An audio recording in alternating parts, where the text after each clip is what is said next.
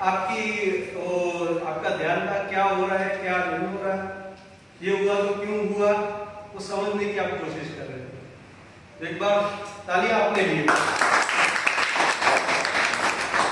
तो अभी जब हमने ये सॉफ्ट लैंडिंग किया, लेकिन चंद्रयान भारत के चंद्र मिशन का एक बहुत ही बड़ा इंपॉर्टेंस है। पता है क्या है कि अभी हमने जैसे बात की कि रशिया ने कितने साल पहले अपना अगला चंद्रयान भेजा था, मून मिशन किया था, 47 इयर्स पहले। ठीक है। उसके बाद अमेरिका की बात करें तो ऑलमोस्ट 1972 या 75 के आसपास से वो भी मून पर नहीं गए। फिर जब हमने चंद्रयान 1 भेजा इन 2008, तब जाकर वापस दुनिया को पता चला कि चांद पर पानी भी हो सकता है। अभी ये जो साउथ पोल पर गया है और जैसा आपने हमने लैंडिंग देखा तो देखिए क्रेटर के बीच में एक लो लेवल का पूरा रीजन है, वहां पर वो लैंड कर रहा है। तो वहां पर वो पानी की भी खोज करेगा। और प्लाज्मा कितना को पता है जी क्या होता है जी? यस। तो जैसे देखिए गैस है, गैस के अंदर से अगर हम इलेक्ट्रॉन निकाल देंगे और जो मटेरियल बचता है उसे हम प्लाज्मा कहते हैं। तो चंद्र के सरफेस के ऊपर जनरली प्लाज्मा का ऊपर होता है, या तो स्टार्स में होता है या फिर जब लाइटनिंग होती है तब वो कुछ सेकंड्स के लिए हमारे अर्थ के एटमॉस्फेयर में क्रिएट होता है और खत्म हो जाता है। तो ये भी सर्च करेगा कि चांद की सरफेस के ऊपर प्लाज्मा है या नहीं, और एक काम करेगा। 2001 किसे याद है? मुझे तो बहुत नजदीक से याद है क्योंकि हमारे कच्छ में बहुत बड़ा अर्थक्वेक आया है, राइट? तो जैसे ये लोग तो 2001 में काम ठीक है ना, तो आपको तो याद ही नहीं होगा, लेकिन जैसे हमारे अर्थ के ऊपर अर्थक्वेक्स आते हैं तो वैसे ही कोई साइस्मिक एक्टिविटी मून के ऊपर हो रही है या नहीं, वो भी हमारे इसमें लगा है कि 14 दिनों में ये भी डिटेक्ट करेगा कि कोई वहां पर हलचल हो रही है।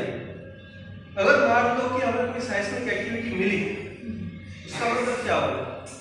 तो उसका मतलब ये है कि उसकी जो कोर है, अंदर का जो पूरा लिक्विड लावा होना चाहिए, हम आज तक ऐसा मानते हैं कि वो जो लावा है वो ठंडा पड़ चुका है और अंदर कोई गर्मी नहीं है।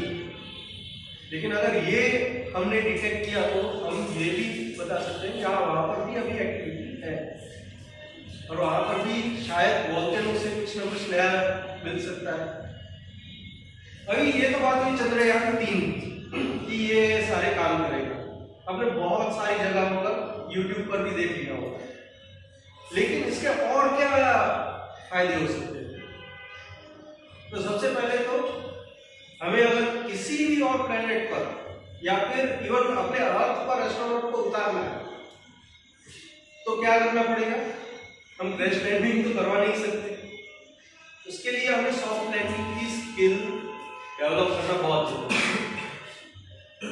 इसके बाद हमारा जो शुक्रयान है, आदित्य L1 है, फिर मंगलयान 2 हम भेजने वाले हैं, तो बाकी जितने भी इंटरप्लैनेटरी मिशंस होंगे उसमें भी हमें कहीं पर भी हमें सॉफ्ट लैंडिंग की आवश्यकता है कि वहां पर सरफेस पर जाकर हम कुछ ना कुछ एक्टिविटी कर पाए। हमारा सबसे पहला लेबोरेटरी कौन सा होगा? चंद्र, क्योंकि ये बहुत क्लोज है। जैसे हम मंगल पर भेजते हैं, हमें 12 महीनों का वेट करना पड़ेगा, हम यहाँ से कितने 12 महीने के बाद वहां तक पहुंचे, और उसमें भी एरर अगर गलती से हो गई तो वो फेल हो जाएगा।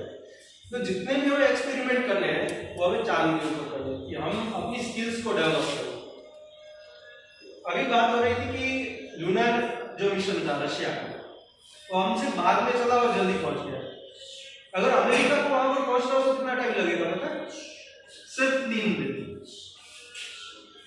और मजे की बात क्या है कि रशिया जो है वो अमेरिका से पहले चांद पर जा पहुंचा, फर्स्ट एस्ट्रोनॉट